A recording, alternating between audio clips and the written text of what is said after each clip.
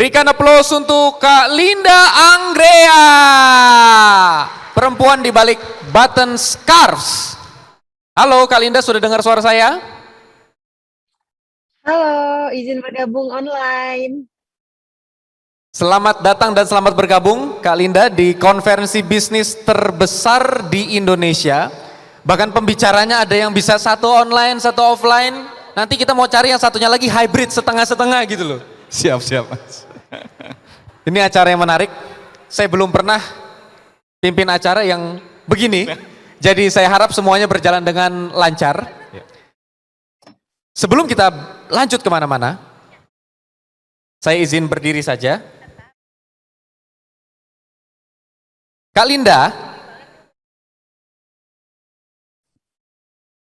Linda memulai bisnis setelah pulang umroh. Ini saya harus belajar ngomong tanpa melihat wajah ya nggak apa-apa. Kak Linda berbisnis setelah pulang umroh. Terbersitlah ketika tahun 2015 hijrah memakai hijab, terus terpikir untuk membuat bisnis. Orang kalau hijrah ya sudah hijrah aja. Ini hijrah sekalian berpikir membuat bisnis yang ternyata menjadi bisnis yang terbesar untuk scarf sampai buka di Malaysia. Tapi dengar-dengar ketika pertama kali buka, di 6 bulan pertama tidurnya itu cuma 2 jam, 3 jam. Nah tentu sekarang tidurnya nggak cuma 2 jam, 3 jam. Apa yang membuat Kak Linda dari awal membangun, terus sekarang udah punya sistem bisnis yang nggak perlu semuanya turun tangan sendiri. Gimana sih membangun sistemnya itu? Ya, wow, awal-awal langsung pertanyaannya langsung berat ya. Bagaimana membangun sistem supaya tidur 2 jam menjadi bisa tidur 8 jam. By the way, aku mau say hello dulu. Halo semuanya. Halo semuanya, lambai-lambai boleh terlihat dari Kak Linda. Hai, aku melihat dari layar ini juga kok, teman-teman rame banget, antusiasnya luar biasa. Perkenalkan, aku Linda Anggrea, founded Button Scarf di tahun 2015 karena menjawab keresahan pribadi juga dan juga sebenarnya melihat opportunity gitu. Jadi kalau tadi ditanya, aku tuh mendapatkan inspirasi membuat bisnis dari kebutuhan aku sendiri di saat aku sudah memakai hijab. Jadi di saat itu aku jadi ngeliat bahwa, ada market, premium di scarf yang belum tersentuh selama ini di Indonesia. Indonesia yang negaranya yang sangat besar, yang sangat banyak penduduk muslimnya yang memakai hijab, tapi masih, belum tersentuh, belum ada aku ngelihat, scarf atau brand lokal hijab yang bisa masuk ke shopping mall ternama di Indonesia. Jadi dari situ aku tergerak buat bikin suatu brand, fashion retail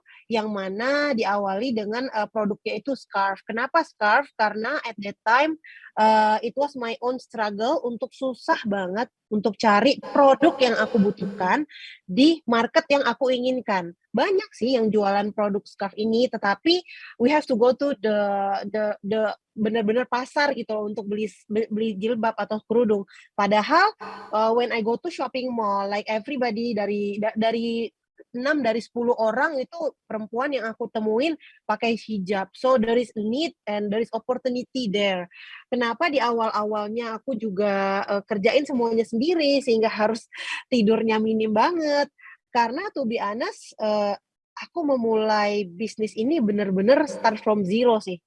Jadi bukan karena aku seorang yang influencing, bikin bisnis, bisa udah punya banyak follower, banyak pembeli, itu bukan. Lalu yang kedua juga bukan datang dari keluarga yang super kaya, yang bisa ngasih modal langsung bisa bikin bisnis besar. Jadi aku tuh emang bener-bener, eee at the first year itu bener-bener harus struggling sendiri semuanya, karena memang belum mampu.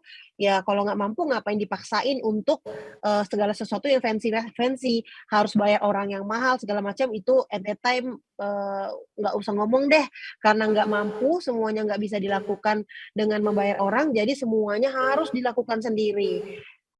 mulai dari bikin desain, tadi aku sekilas nonton juga Pak Helmi Yahya bagus banget.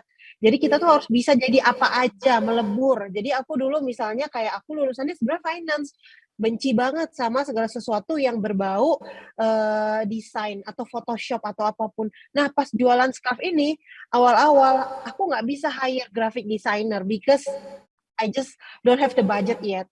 Jadi aku harus belajar Photoshop, aku harus belajar how to at least create something, desain yang sederhana yang bisa aku, keluarkan di pasar gitu. Jadi, di awal-awal the power of kepepet yang bikin aku bisa kayak menjadi segalanya. Bisa jadi tukang packing di saat ada orderan, bisa jadi customer service di saat customer ada yang komplain, bisa jadi juga, yang jaga bazar di saat kita lagi offline event, dan juga yang memikirkan bagaimana untuk mem-financing, perusahaan ini supaya maju. Jadi kayak at the beginning, we have to be the C of everything, chief of, finance, chief of marketing, dan segala macam. That's why bisa dilihat memang, di awal-awal pengorbanan waktu, extra miles dari waktu yang aku punya itu dibutuhkan banget. Bukannya aku menginginkan tidur 2 jam, tidak, tetapi keadaan yang membuat aku harus seperti itu in order to make the business running well.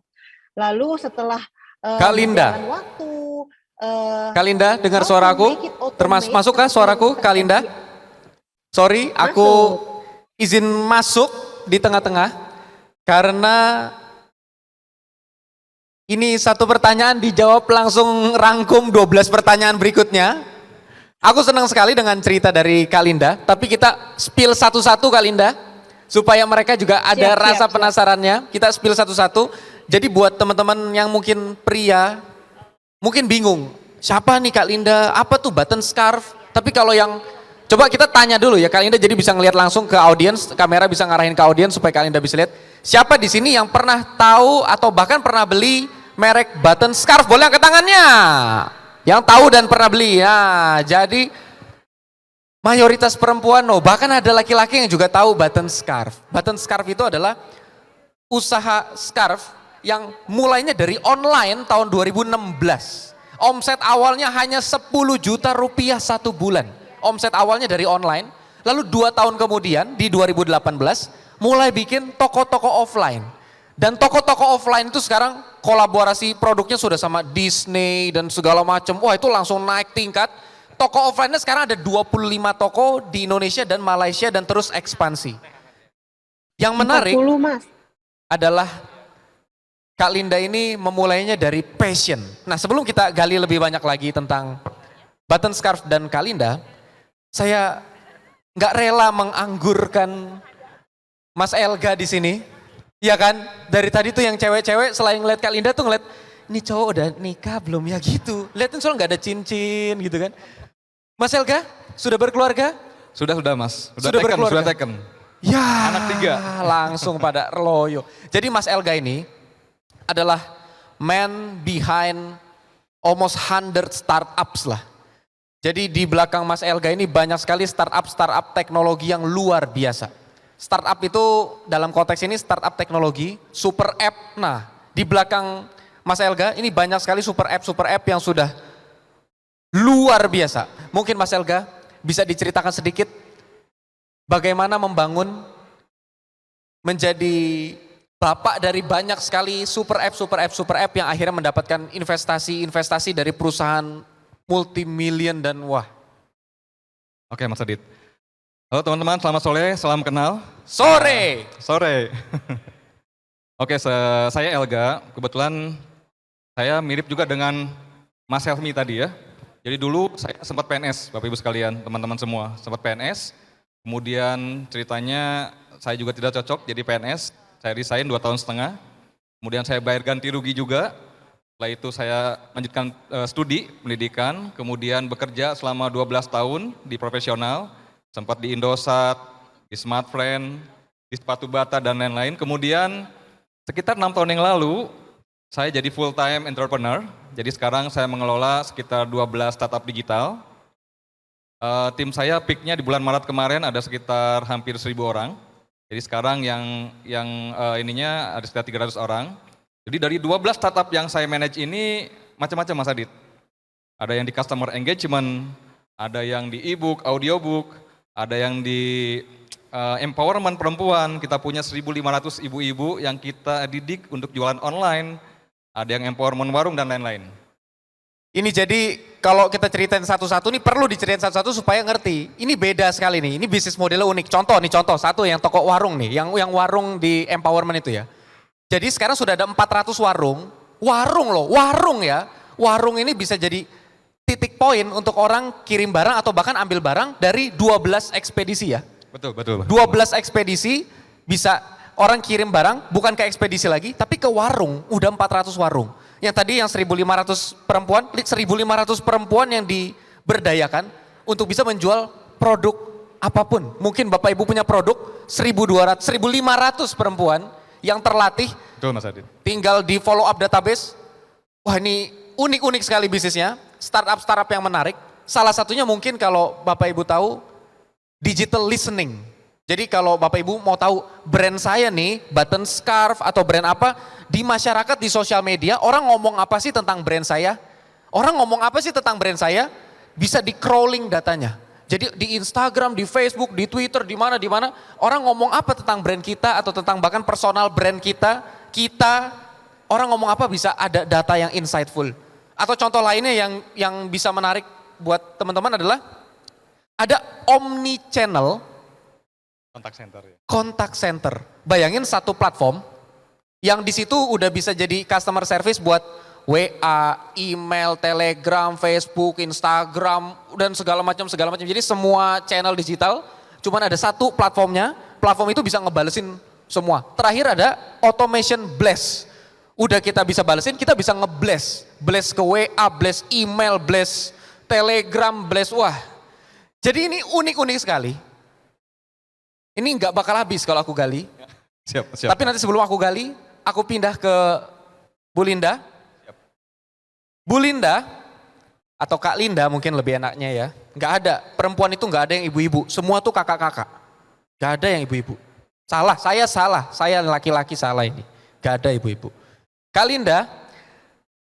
Linda ketika membuat usaha ini, ketika mencari nama, tercetuslah button scarf karena punya value atau cerita di balik nama button scarf yang insightful buat kita semua. Tapi kalau saya bocorin gak asik. Kak Linda boleh gak ceritain, tapi sedikit aja tentang, coba kita spill dikit-dikit nih. Sedikit aja tentang apa sih cerita di balik nama button scarf. Kenapa namanya button scarf?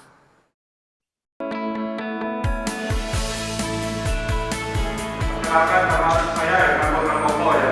Anda bisa mencapai ada punya target bulan Juni. Kita lihat market size-nya seperti apa. Ini 13 meter kali 1,5 meter. Jadi bayangin ya, mereka start betul-betul dari ruko aja bisa jadi pabrik gitu loh. Maksudnya wah ini possible nggak ya? Karena dia bukan kuat di manufacturingnya, dia kuat sebetulnya di penjualannya. Semangat pagi, IC Heroes yang berbahagia. Jadi membuat visi itu you punya perusahaan itu mau kemana? Ya makanya ini pelajaran luar biasa sih Pak di ICI. Jadi kita Alright, bisa so apa? any other question teman-teman? siapa dari 5 orang lah datanya dari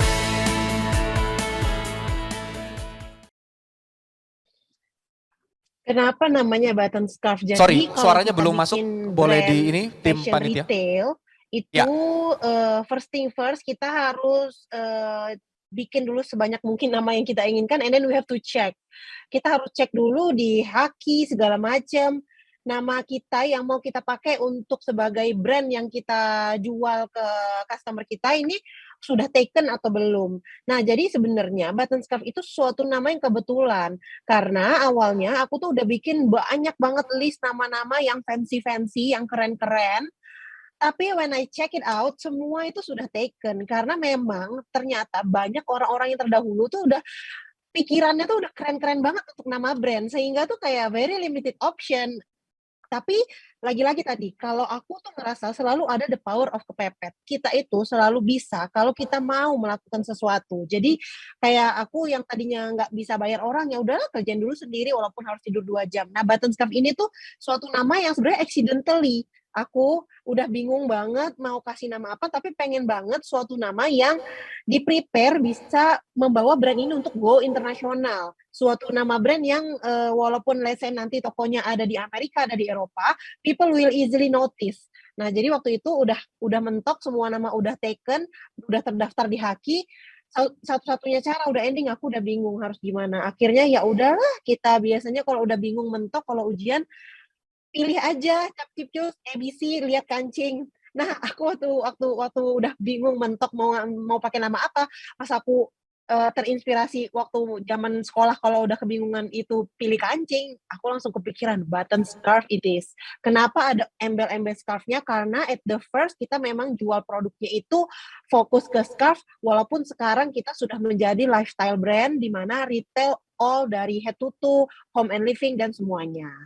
Gitu, Menarik. mudah-mudahan cukup singkat. Kak Linda sangat menarik. Jadi dari awal Kak Linda mempersiapkan nama brand memang sengaja untuk supaya lebih gampang penyebutannya kalau go internasional. Dan memang dalam waktu sekian tahun atau kurang lebih mungkin 2 tahun mulai buka toko offline merambah ke Malaysia dan lain sebagainya sesuai dengan mimpi yang awalnya dibangun dari nol. Dari modal atau mungkin omsetnya cuma 10 juta sebulan. Tapi ada satu hal yang sebenarnya paling menarik kalau mau bahas tentang bisnis modelnya Button Scarf, yaitu BS Lady Community. Mungkin aku nyebutnya BS atau harusnya BS, tapi ya intinya BS Lady Community.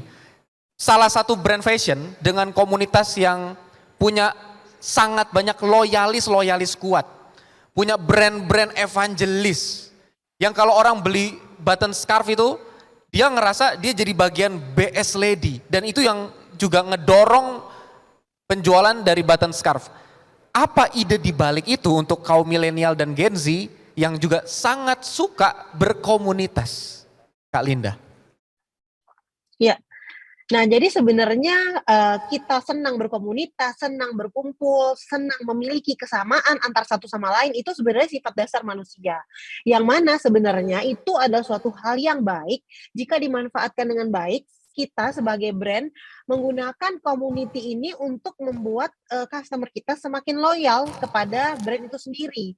Nah, tapi kalau untuk Button Scarf sebenarnya lagi-lagi community itu terbentuk dengan sendirinya karena mereka customer kita memiliki kesamaan hobi. Karena kalau kita udah suka suatu produk, kita mencintai sebuah brand, kita akan ngerasa ada ikatan tersendiri dengan brand tersebut, sehingga kita merasa ada bangga di saat kita pakai produk tersebut. Lalu jika kita melihat orang atau teman-teman kita memakai produk brand dari tersebut juga, kita jadi merasa feel the connection between us. Jadi, BS Lady itu terbentuk secara natural oleh para customer yang mencintai produknya dan juga mencintai brandnya secara keseluruhan. Awalnya, kita sebagai brand, BS Lady itu sebenarnya sebelum menjadi community yang seperti sekarang adalah panggilan sayang. Jadi, misalnya nih kita terhadap pacar kita atau suami kita, biasanya kita nggak panggil nama kan, nggak mungkin kita panggil misalnya Arif atau apa, pasti kita panggil mungkin babe atau apa. Nah, kita sebagai brand supaya menjadi brand yang lebih memanusiakan, sehingga kita punya panggilan sayang untuk customer kita, we call them BS Lady. Nah, dari nama panggilan sayang itu, setiap customer yang sudah memakai produk kita berhak call themselves BS Lady. Dari situ jadi penyebarannya sangat luas, sangat besar, sehingga menjadi efek yang sangat besar, sehingga menjadi community yang sangat besar, bahkan community tersebut seringkali melakukan berbagai kegiatan mandiri, dan membantu untuk brand untuk promosi. Aneh kan, biasanya brand yang menarik orang untuk ayo dong join member kita, terus kita kasih gimmick ini, kelebihan apa segala macam. But the BS Lady itu justru datangnya dari community itu sendiri, dari mereka untuk mereka, dan sekalian juga untuk bantu brand ini untuk semakin menyuarakan brandingan kita. Jadi secara natural, connection between the customer yang membuat community itu menjadi multiplier efeknya itu seperti sekarang. Kak Linda, terima kasih. Jadi BS Lady ini adalah komunitas yang loyal, bukan hanya orang beli button scarf jadi user atau pembeli button scarf, tapi pengen masuk jadi komunitas BS Lady. Karena 3 menit lagi Kak Linda harus segera meninggalkan ruangan online, maka aku berikan kesempatan terlebih dahulu satu penanya. Kalau ada satu penanya tercepat silakan ke mic. Kalau ada satu penanya kepada Kak Linda secara spesifik tentang yang baru di-sharing, satu penanya kalau ada silakan ke mic ataupun nanti di via online kalau mau bertanya. Baik, sambil menunggu pertanyaan, Kak Linda mungkin aku butuh satu closing statement sebelum Kak Linda meninggalkan ruangan online. Bagaimana atau bahkan bagaimana mungkin bisnis yang baru dibangun hanya kisaran 6 tahun yang lalu sudah punya komunitas yang begitu kuat, loyal, dengan brand yang sudah go internasional, viral karena film AADC 2, dipakai di mana-mana. Tapi di sisi lain justru bisnis fashion yang sudah jauh lebih lama, malah baru mau bangun komunitas saja tuh susahnya setengah mati. Kalau boleh tahu, tadi kan sudah dijelaskan, ini terbentuk dengan sendirinya. Tapi kira-kira menurut Kak Linda sendiri, kenapa button scarf? Kenapa enggak brand fashion yang lain? Kenapa button scarf yang bisa menarik pembeli-pembelinya untuk menjadi satu komunitas yang loyal atau BS Lady? Silakan Kak Linda. Yang pertama untuk menciptakan suaranya belum loyalitas, masuk, sorry, kita boleh tentu diulangi saja dan tim harus panitia bolong. memberikan produk yang terbaik juga. Dengan kita memberikan produk yang sesuai dan terbaik dengan apa yang dibutuhkan oleh target market kita, disitulah terjadi yang namanya kecocokan match antara supply dan demand. Di saat sudah match supply dan demand dan bisa memberikan sesuatu yang ekstra untuk customer kita, kebahagiaan mereka, mereka akan otomatis menjadi loyal. Itulah kenapa bisa terbentuk community ini. Dan yang kedua, kita itu harus menjadi brand yang seperti orang yang hidup. Bukan brand itu mati atau komunikasi itu jangan biarkan hanya satu arah dari brand kepada customer. Tapi buatlah komunikasi 2 arah antara brand dengan customer sehingga mereka itu bisa merasa dekat dengan kita, bisa mencapai kita dengan mudah, dan kalau kita bisa dengan mudah digapai oleh customer dan ada komunikasi 2 arah antara brand dengan customer, customer bisa memberikan masukan customer kita value dan dijadikan suatu improvement ke depannya, sehingga connection itu akan dengan sendirinya terbentuk. So, kita jadikan brand kita menjadi hidup selayaknya manusia, berkomunikasi dengan sesama manusia, walau itu hanya dengan antar brand dengan customer-nya. Jadi kalau brand-brand yang sudah sangat besar, kebanyakannya komunikasi satu arah. Tidak ada yang namanya kayak seperti kita setiap hari ngobrol dengan customer kita, feedbacknya kita ambil. Jadi saya rasa itu sih yang membuat kita secara naturally bisa grow up the community, karena komunikasi 2 arah antar brand dengan customer. Kira-kira begitu, Mas. Baik, terima kasih. Boleh berikan aplaus untuk Kak Linda Anggrea. Untuk pertanyaan, karena waktunya sudah habis, nanti dilanjutkan ke pertanyaan berikutnya. Terima kasih banyak sekali lagi Kak Linda Anggrea dari Button Scarf yang sudah mengisi dan hadir di acara ini. Saya persilakan kalau mau meninggalkan ruangan online, sekali lagi kami semua berterima kasih. Boleh berikan aplaus sekali lagi untuk Kak Linda Anggrea. Baiklah. Kalau kita kasih kualitas terbaik, komunitas terbentuk. Tapi ngomongin komunitas, itu milenial banget, Gen Z banget, dan ngomongin startup teknologi apalagi. Ya. Mas Elga. Ya Mas. Banyak startup gagal. Betul Mas. Sudah invest banyak, gagal. Oh, kita survei singkat ya. Di sini siapa yang pernah berusaha membuat suatu usaha startup terus kemudian sudah gagal dan sekarang sudah pindah lagi? Boleh angkat tangan yang pernah membuat startup yang gagal? Gak apa-apa, gagal itu bukti bahwa dia berusaha. Cukup banyak. Ya. Bahkan 90%. Lebih Mas. Konon lebih dari 90%. Jadi teman-teman tadi Pak Helmi juga sempat menyampaikan ya, di atas 90% startup kita anak kita ini harus tutup sebelum tahun kedua. Jadi kalau di teori startup itu ada namanya death of valley. Jadi belum sempat dia menikmati tahun kedua, sudah mati. Jumlahnya konon, yang terakhir saya dengar dari Pak Andi Zen, 98%.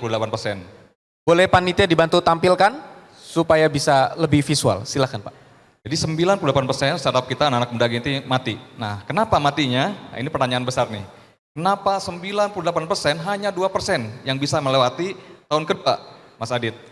Tahun kedua, Tahun kedua. hanya Hanya 2% saja. 2% startup 2% saja saja. yang lewat tahun kedua. Tahun kedua, betul.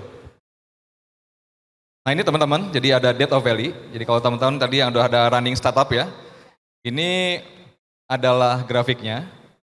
Nah, startup yang berhasil melewati death of valley, Mas Adit, itu hanya 2% saja. Hanya 2%. Kenapa? Mungkin bisa lihat next slide-nya. Nah Bapak Ibu sekalian, teman-teman semua, ini kebetulan kalau saya lihat Mas Adit ini banyak sekali anak mudanya nih.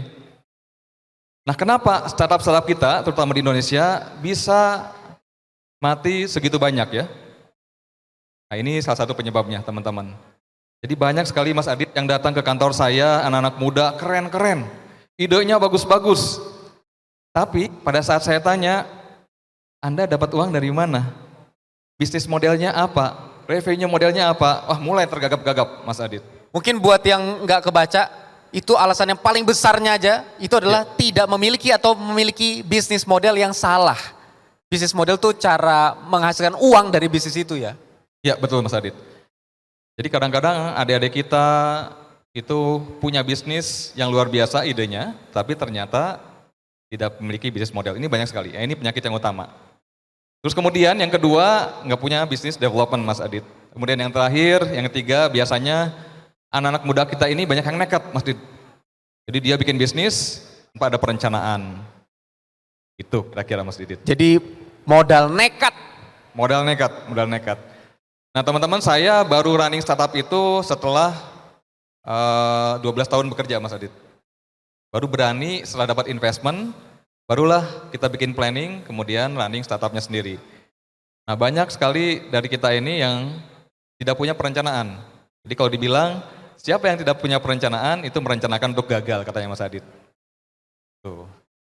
Kalau boleh tahu, spill kecil-kecil aja buat kita nih, kan ini ilmu-ilmu daging nih ya. Dari yang Mas Elga pernah tangani, startup apa sih yang pernah dapat investasi yang cukup signifikan dan kalau boleh tahu berapa sih nilainya? Jadi kebetulan sekarang saya sedang running namanya EvoSite. Ini customer engagement platform, Mas Adit. Ini kebetulan diinvest oleh salah satu konglomerat lokal, Pak Salim Group.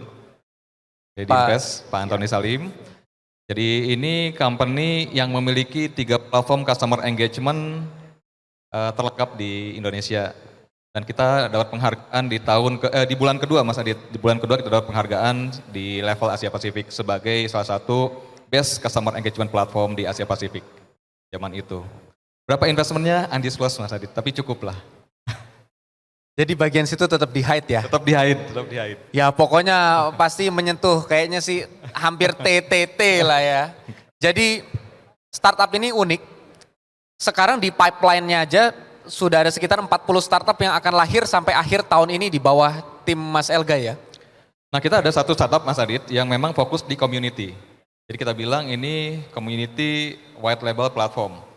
Nah sekarang sedang mendevelop banyak sekali ekosistem di industri. Misalnya ekosistem kopi, ada ekosistem ikan, dan lain sebagainya.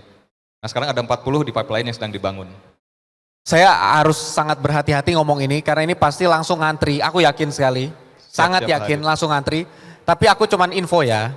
Jadi yang barusan disebut namanya Tribe Social, dari grupnya juga yang satu sama EvoSite. Tribe Social itu simpelnya adalah, Bapak Ibu di sini, tapi hanya kuota yang sangat terbatas, yang terpilih, bukan tentang uangnya. Jadi ini nggak bayar sama sekali, dalam artian memang nggak bayar sama sekali.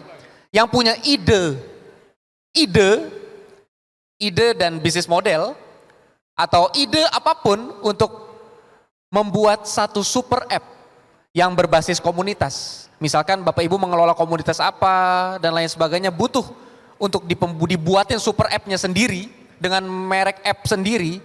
Itu dari tim Tribe Social bisa support free, hanya sharing profit dari nanti bisnis model yang berjalan ya. Ya, betul-betul Mas Adit. Jadi Indonesia ini adalah country of community. Komunitasnya ada ibu arisan, ada RT, RW, ada alumni dan lain sebagainya. Ini community semua. Jadi niatnya akan mengempower mereka supaya memiliki rumah sendiri dalam tanda kutip Mas Adit. Ya, jadi dibuatkan super app sendiri. Tapi aku bilang tadi hati-hati karena ini siapapun juga tertarik pastilah ya. Namanya Betul, orang pebisnis pasti tertarik. Cuman ini bentuknya tuh kuotanya sangat terbatas. Nah, oleh karena itu dari pengalaman bertemu dengan banyak orang atau bahkan mungkin sangat banyak orang yang mau bikin aplikasi itulah, Mas Elga dapat banyak insight tentang kenapa startup banyak gagal. 2% startup aja yang bisa bertahan di tahun kedua. Betul-betul Mas Adit. Menyedihkan. Mungkin mau dilanjut? Ya, next. Silakan. Nah, Bapak Ibu sekalian, ini mungkin sangat basic ya. Jadi kalau teman-teman yang tadi ada yang ngacung sudah running startup, kadang-kadang bertanya-tanya, apa bedanya startup, apa bedanya UKM dengan scale up ya. Nah, ini grafik yang menjelaskan dengan sangat mudah. Jadi matriksnya ada 4 ya. Jadi yang pertama adalah unvalid business model, belum divalidasi bisnis modelnya. Sebelah kanannya sudah divalidasi bisnis modelnya. Sebelah atas ini keinginan untuk growth-nya tinggi, sebelah bawahnya keinginan untuk growth-nya rendah. Jadi kalau bertanya misalnya, kalau saya Pak, saya buka warung untuk jualan gorengan misalnya, ini kategorinya apa? Nah biasanya teman-teman yang buka warung gorengan misalnya, ini sebutnya small business. Kenapa? Keinginan untuk growth-nya nggak terlalu tinggi. Jadi kalau ditanya mau buka cabang baru, ntar aja lah cabang barunya. Tapi bisnisnya sudah tervalidasi. Orang jualan tahu pasti laku gitu. Maka disebutnya sebagai small business. Beda dengan startup, Bapak Ibu sekalian, teman-teman semua. Jadi startup yang khas itu, growth spiritnya itu sangat tinggi. Pengennya cepat expand, cepat besar, segera jadi gede. Tapi bisnis modelnya belum tervalidasi, Mas Adit. Maka startup ada di sini. Nah, Gojek, Traveloka ada di mana? Di Gojek, Traveloka yang gede-gede ini disebutnya sebagai scale up business. Bisnis modelnya sudah tervalidasi, tapi mereka masih punya kekuatan untuk growth. Adanya di sebelah kanan, Mas Adit. Gitu. Menarik sekali. Aku izin bahasakan buat yang mungkin pertama kali melihat. Ini seriusan, ini awalnya aku baca awal belum nangkep, setelah dijelasin, oh ini kuncinya di sini nih. Sangat simpel, betul. Ini simpel banget. Jadi coba lihat kira-kira bisnis kita tuh di mana. Semakin ke kiri, semakin belum ngerti cara hasilin duit dari usaha yang kita bikin atau aplikasi yang kita bikin. Semakin ke kanan, kita semakin sudah nemuin, oh ini cara cari duit dari aplikasi saya. Semakin ke bawah, itu semakin tidak berkembang, tidak bertumbuh. Mungkin kalau bentuknya aplikasi berarti nggak ada user-user baru, dan lain sebagainya. Semakin ke atas, itu semakin bertumbuh. Jadi, kalau aplikasi kita bertumbuh, tapi belum ngerti gimana cara cari duit dari bisnis ini. Pokoknya usernya banyak, boncos terus. Nah itu startup. Kalau yang tadi disarankan atau bentuk-bentuk yang justru diidamkan adalah scale up. Yang sudah ngerti cara dapat duitnya dan terus bertumbuh. Betul. Tapi rata-rata mungkin kalau small business itu kurang bertumbuh, tapi sudah ngerti cara dapat duitnya. Betul. Makanya disebut small business karena udah ngerti cara dapat duitnya. Yang paling menyedihkan dan 98% gagal karena bukan hanya tidak bertumbuh, tapi nggak ngerti saya dapat duit dari mana. Betul. Terus Adit, ya. Next mungkin. Slide selanjutnya ini sangat menarik. Silakan nama saya Hermanto Pramono ya. Anda bisa mencapai ada punya target bulan Juni. Kita lihat market size-nya seperti apa. Ini 13 meter kali 1,5 meter. Jadi bayangin ya, mereka start betul-betul dari Ruko aja bisa jadi pabrik. Gitu loh. Maksudnya, wah ini possible nggak ya? Sebenarnya kayak Karena dia bukan kuat di manufacturingnya, dia kuat sebetulnya di penjualannya. Semangat pagi, IC Heroes yang berbahagia. Jadi membuat visi itu you punya perusahaan itu mau kemana? Ya makanya ini pelajaran luar biasa sih Pak di ICI. Jadi kita Alright, bisa so any other question teman-teman? Siapa dari 5 orang lah datanya? Nah, Bapak Ibu sekalian, teman-teman semua, ini mungkin mewakili nih. Tadi teman-teman yang ngacung pernah bikin startup ya. Jadi ini grafik menarik juga.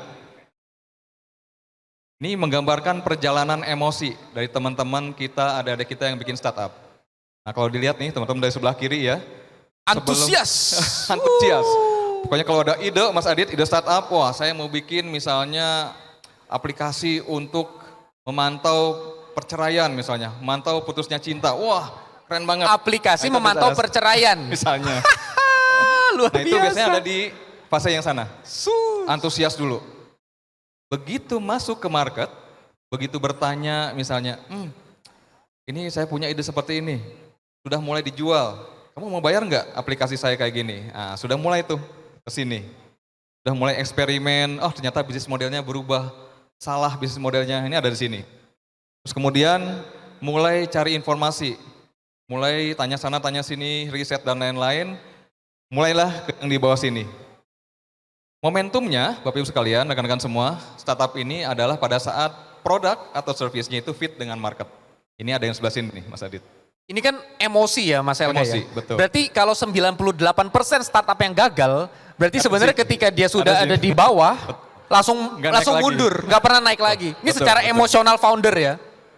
Makanya di situ ada quote tuh, Mas Adit. Dibilangnya sebagai seorang startup CEO, itu kayak bayi. Kayak bayi katanya. Jadi katanya bangun tiap 2 jam sekali setiap bangun, terus menangis.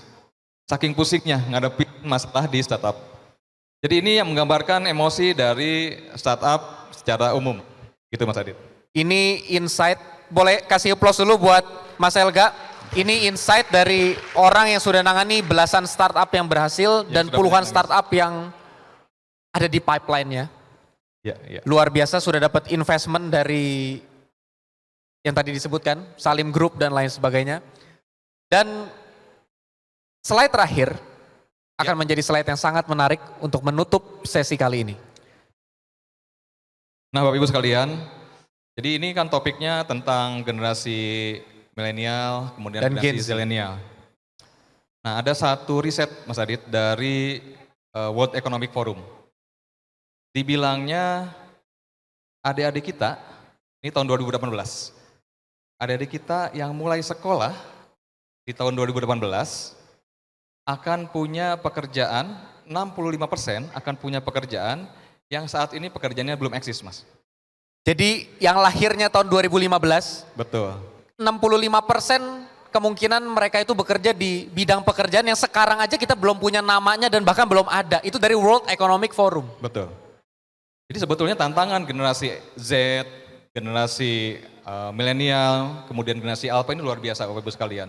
Sebagai contoh, kebetulan kita kan ada company yang merunning contact center, Mas Adit. Ini ada teknologi Bapak Ibu sekalian, jadi kalau Bapak Ibu sekalian, rekan-rekan semua pernah ditelepon misalnya, telepon sama contact center, menawarkan kartu kredit. Ada yang sadar nggak kalau yang nelpon itu mungkin adalah robot berbasis AI? Ini di Indonesia loh Mas Adit, di Indonesia loh. Robot berbasis AI, Yang nelpon yang nelpon. di Indonesia Di nih. Indonesia. Jadi yang nelpon kita itu robot berbasis AI. Betul. Ada yang sadar nggak Bapak Ibu sekalian? pada Ada saat yang nelpon? pernah ditelepon robot berbasis AI? Jadi ini sebetulnya kalau diperdengarkan ini lucu juga sih sebetulnya ya. Jadi Bapak Ibu sekalian, sekarang ini teknologi ini luar biasa. Tahun 1994 nih Mas Adit ya, sekitar 27 tahun yang lalu ya. Bill Gates pernah ngomong Bapak Ibu sekalian, pernah bicara, beliau bilang gini, si Bill Gates bilang gini, banking is necessary katanya, but banks are not. Jadi Menarik. sekitar 20 tahun lebih yang lalu, Bill Gates sudah ngomong, perbankan aktivitinya, transfer uang, narik uang, dan lain sebagainya itu perlu. Tapi banknya nggak perlu. Wah waktu itu dihujat Mas Adit. Dan sekarang kejadian. Ini kalau saya suruh ngacung ya misalnya ya, suruh angkat tangan, yang misalnya seminggu ke belakang pernah ke cabang bank, kayaknya nggak ada nih Mas Adit. Jadi ini terjadi, itu udah diprediksi sekian tahun yang lalu. Dan ini akan terjadi juga ke anak-anak kita nanti. Tahun 94 loh ya. 94. Itulah uniknya kalau kita berkumpul sama orang-orang visioner.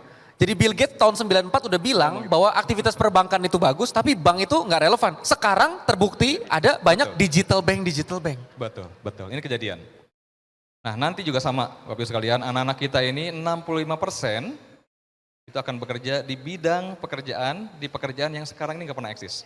Dan ini kejadian juga Mas Adit yang tadi saya sampaikan, ini sekarang yang bekerja di contact center banyak yang tidak punya pekerjaan lagi karena robot sudah masuk ke Indonesia, paling tidak ada 3 perusahaan nih. 3 perusahaan sudah berjalan di Indonesia sekarang ini nih. Dan sangat smooth. Bapak Ibu rekan-rekan semua tidak bisa merecognize bahwa itu adalah robot. Kita nggak bisa membedakan kalau sekarang kita ditelepon sama telemarketing itu adalah orang yang nelpon atau itu AI yang nelpon, karena di Indonesia sudah ada 3 perusahaan yang nelpon itu berbasis AI. Betul. Ya tentunya nggak ada gaji, cuti lahiran dan segala macam ya. Dan sekali tekan bisa 1.000 orang yang ditelepon, 2.000 orang yang ditelepon. Wow, Nah, ini tantangan sih Mas Adit. luar biasa. Nah terakhir yang ini pertanyaannya, untuk yang sekarang dulu deh, kita nggak bicara masa depan. Kira-kira teman-teman yang di sini yang ingin bikin startup bisnis, kira-kira apa nih fondasi atau faktor-faktor yang membuat startup bisnisnya bisa sukses? Nah ini ada grafik yang mungkin bisa jadikan fondasi ya. Yang pertama, market opportunity. Jadi pada saat teman-teman membuat startup bisnis, itu ada 2. Pertama yang dilihat adalah problem, solving problem, atau yang kedua adalah melihat opportunity. Jadi faktor yang pertama adalah market opportunity.